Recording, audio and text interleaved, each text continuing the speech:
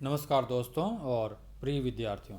मैं doctor R C Srivastava, department of geography, doctor B R Ambedkar government college Sri Ganganagar आपका स्वागत करता हूं। आज का टॉपिक है भारत में सिंचाई के साधन या means of irrigation in India या sources of irrigation in India. Bharat में सिंचाई के विभिन्न साधन प्रचलित हैं। भौगोलिक एवं क्षेत्रीय संरचना के आधार पर इनमें भिन्नता है, किंतु अनेक क्षेत्रों में एक से अधिक या मिश्रित सिंचाई के साधनों का उपयोग किया जाता है। भारत में प्रमुख सिंचाई के साधन इस प्रकार हैं। नंबर 1, कुएं। इसमें नलकूप को भी शामिल किया जाता है। दूसरा, तालाब और तीसरी, नहरें। इसी के साथ झीलों एवं नदियों के जल का उपयोग भी किया जाता है तथा कुछ यांत्रिक विधियों से भी सिंचाई इन्हीं के माध्यम से की जाती है। भारत में सर्वाधिक सिंचाई कुओं और नलकूपों से की जाती है, जो कुल सिंचित भूमि का लगभग 55% है। इसके पश्चात नहरों द्वारा लगभग 32% तथा तालाबों से लगभग 6% और लगभग 7% अन्य साधनों से सिंचाई की जाती है। सिंचाई के प्रमुख स्रोतों की विशेषताएं एवं भारत में वितरण का संक्षिप्त विवरण इस प्रकार है। नंबर 1, कुएं व नलकूप। भारत में कुएं प्राचीन परंपरागत जल स्रोत के रूप में उपयोग में लिए जाते रहे हैं और वर्तमान में पेयजल तथा सिंचाई के सबसे महत्वपूर्ण साधन हैं। कुओं के माध्यम से भूमिगत जल का उपयोग किया जाता है। कुओं के पानी को मानवीय एवं पशुओं के माध्यम से निकाला जाता है और इसका सिंचाई के लिए उपयोग किया जाता है। पानी निकालने की विधियों में समय के साथ परिवर्तन होता रहा है।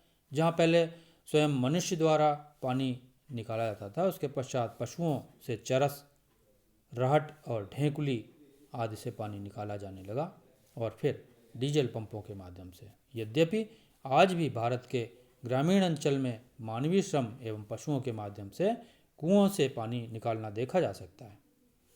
कुओं का प्रयोग छोटे किसानों के लिए अधिक उपयुक्त होता है। कुएं खोदने के लिए 3 आवश्यक बातें हैं। नंबर 1, पानी कम गहराई पर हो। दूसरा, भूमि पथरीली नहीं हो। और तीसरी, उस क्षेत्र का पानी खारा न हो। कुएं के गुण। कुएं के द्वारा कृषक अपनी आवश्यकता अनुसार ही पानी निकालता है, अतः खेतों में न तो क्षार फैलता है और न ही खेत की भूमि जल संपृक्त या वाटरलॉग्ड हो पाती है। कुएं खोदने के लिए न तो कुशल इंजीनियरों की आवश्यकता पड़ती है और न मशीनों की। कृषक अपनी कम पूंजी व अपने श्रम द्वारा कुएं बना लेता है। पानी निकालने के लिए पशुओं, जिसमें बैल, भैंसे आदि हैं, उसके अतिरिक्त कभी कभी कुछ आदमियों को भी आवश्यकता पड़ती है। इससे गांव के कुछ मजदूरों को काम भी मिल जाता है। अब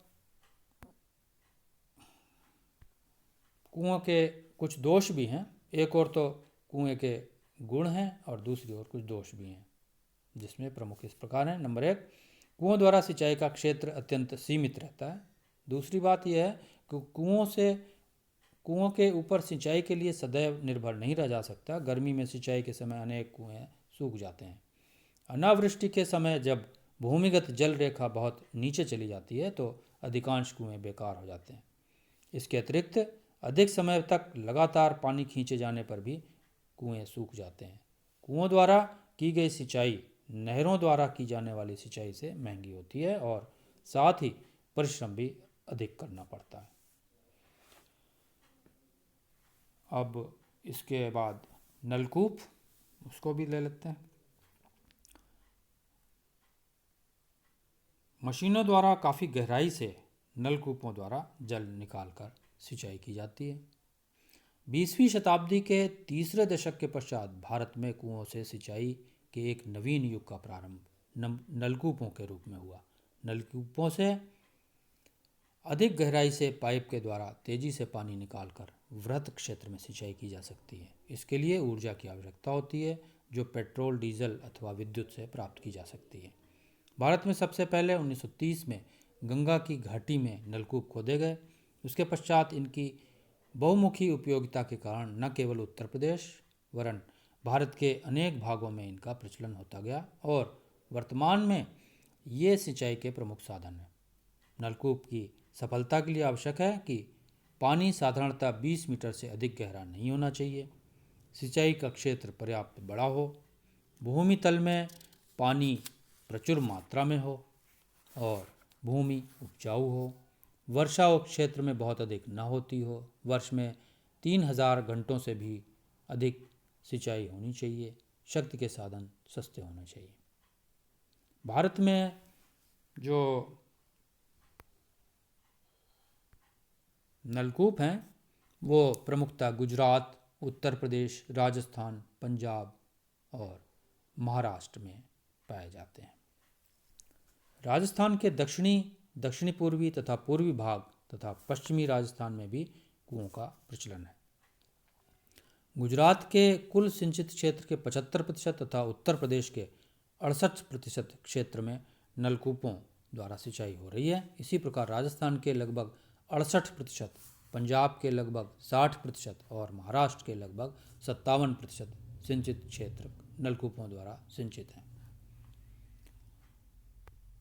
इसके बाद तालाब छोटे अथवा मध्यम आकार के गर्त या गड्ढे होते हैं जिनमें वर्षा का जल एकत्र हो जाता है। इन्हें ताल अथवा सरोवर के नाम से भी जाना जाता है। इनमें एकत्रित जल वर्ष पर्यंत भी रहता है अथवा वर्ष के कुछ समय तक। यह तालाब के आकार, जल की मात्रा और उपयोग पर निर्भर करता है।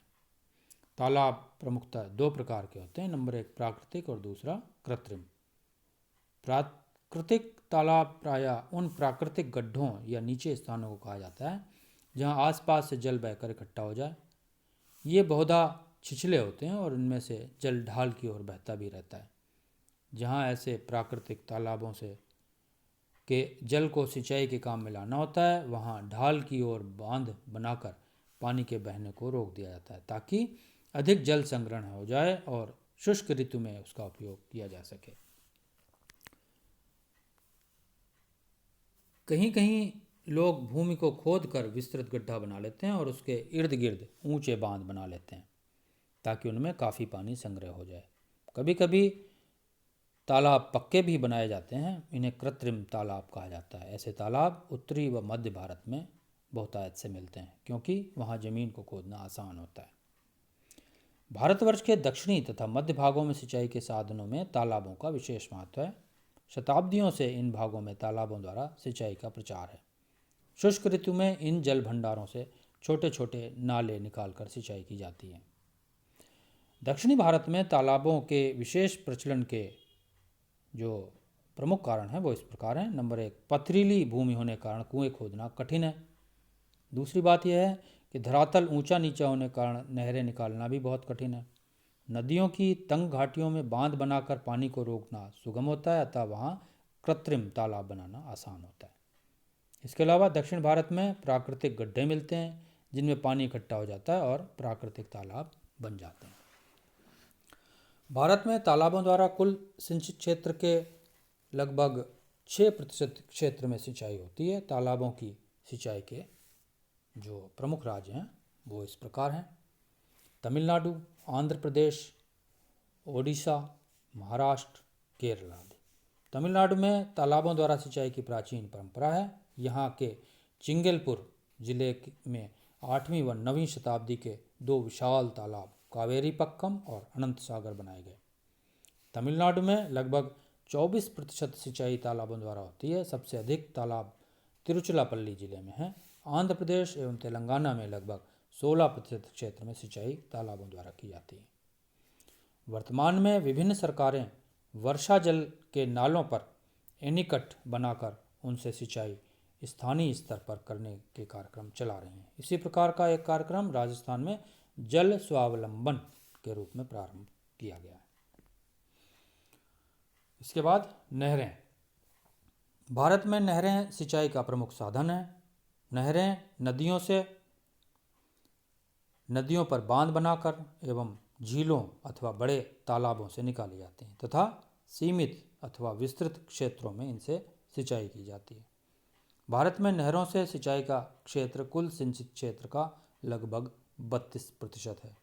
देश के 5 सर्वोच्च नहरी क्षेत्र प्रतिशत वाले राज्य इस प्रकार हैं। नंबर 1 जम्मू कश्मीर, जहाँ पर लगभग 94% खेती नहरों से की जाती है। असम में 63%, हरियाणा में 50%, ओडिशा में 45% और कर्नाटक में 41% के करीब सिंचाई नहरों से की जाती है। दूसरी ओर अधिकतम नहरी सिंचित क्षेत्र वाले राज्य इस प्रकार हैं। उत्तर प्रदेश, जहाँ पर लगभग 30 लाख हेक्टेयर भूमि नहरों से सिंचित की जाती है। मध्य प्रदेश में लगभग 18 लाख हेक्टेयर, आंध्र प्रदेश में लगभग 15 लाख हेक्टेयर, राजस्थान में 15 लाख हेक्टेयर, हरियाणा में 14 लाख हेक्टेयर भूमि पर नहरों द्वारा सिंचाई की जाती है। सिंचाई में काम आने वाली नहरों को 2 श्रेणियों में विभक्त किया जाता है। ये इस प्रकार हैं। नंबर 1 पेरिनियल कैनाल्स, जो कि अनित्यवादी नहरें हैं। ये वे नहरें हैं जिनमें वर्ष भर पानी रहता है। नित्यवाही, इनको नित्यवाही नहरें कहा जाता है। इससे वर्ष भर सिंचाई होती है। ये नहरें नदियों पर बांध बनाकर उससे निकाली जाती हैं या उन नदियों से निकाली जाती हैं जिनमें वर्ष भर जल प्रवाहित होता रहता है। और दूसरी है नॉन पेरिनियल कैनाल्स, जिन्हें अनित्यवाही नहरें कहा जा सकता है। अनित्यवाही नहरें कहा जाता है। ये वे नहरें हैं जिनका जल कुछ महीनों तक सिंचाई के लिए उपलब्ध होता है। सामान्यतः वर्षा काल में जब नदियों में अधिक पानी आता है तो नहरों द्वारा उसका उपयोग सिंचाई हेतु किया जाता है। इसी प्रकार बाढ़ के पानी को भी नहरों द्वारा वितरित करने की व्यवस्था कुछ प्रदेशों में की जाती है, किंतु इन नहरों का उपयोग रबी की फसलों हेतु नहीं हो पाता। अब विभिन्न राज्यों की प्रमुख नहरें देखें। उत्तर प्रदेश और उत्तराखंड की प्रमुख नहरें हैं ऊपरी गंगा नहर, निचली गंगा नहर, पूर्वी यमुना नहर, आगरा नहर, शारदा नहर, बेतवा नहर, जो कि बेतवा कैनाल पर है, बेतवा नदी पर है, केन नहर, केन नदी पर, माता टीला बांध की विभिन्न नहरें भी हैं। पंजाब और हरियाणा की प्रमुख नहरें अपरवाही दोआब नहर, पश्चिमी यमुना नहर, सरहिंद नहर, भाखड़ा नंगल बांध नहर, बिस्त दोआब नहर आदि हैं। राजस्थान की प्रमुख नहरें इंदिरा गांधी नहर, चंबल परियोजना, भाखड़ा नहर, गंग नहर, माही परियोजना, जाखम परियोजना, सिद्धमुख परियोजना, नर्मदा नहर, जवाई परियोजना और बीसलपुर परियोजना की नहरें हैं। बिहार की नहरें, इसमें सोन बांध की नहरें, कोसी परियोजना की नहरें प्रमुख हैं और गंडक परियोजना की भी नहरें हैं। मध्य प्रदेश और छत्तीसगढ़ में महानदी नहरें, वैनगंगा नहरें, चंबल परियोजना की नहरें और तवा परियोजना की नहरें हैं। गुजरात में प्रमुख नहरें नर्मदा परियोजना की नहरें, इसमें नर्मदा नदी पर भड़ूच पर बने बैराज से नहरें निकालकर नर्मदा माही दोआब क्षेत्र में सिंचाई की जाती है। इसके अलावा काकड़ापारा परियोजना की नहरें, ये तापी नदी पर काकड़ापारा के निकट बांध बनाकर नहरों द्वारा सूरत जिले में सिंचाई की जाती है। इसके अलावा दांतीवाड़ा परियोजना की नहरें, माही परियोजना की नहरें और साबरमती परियोजना की नहरें प्रमुख हैं। पश्चिम बंगाल में दामोदर परियोजना की नहरें, मयूराक्षी परियोजना की नहरें और फरक्का परियोजना की नहरें प्रमुख हैं। ओडिशा में गोदावरी डेल्टा की नहरें, कृष्णा डेल्टा की नहरें, नागार्जुन सागर परियोजना की नहरें, तुंगभद्रा परियोजना की नहरें और कृष्णा पेन्नार परियोजना की नहरें।